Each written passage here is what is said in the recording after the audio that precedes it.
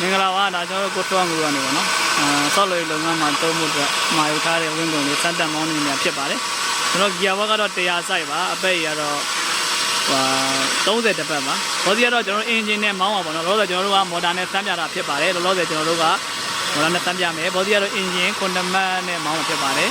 ကျွန်တော်တို့ဒီမှာဒါကလတ်နေပေါ့နော်ကလတ်ဆွဲကြည့်လိုက်ကလတ်ဆွဲလိုက်ရင်ကလတ်ဆွဲ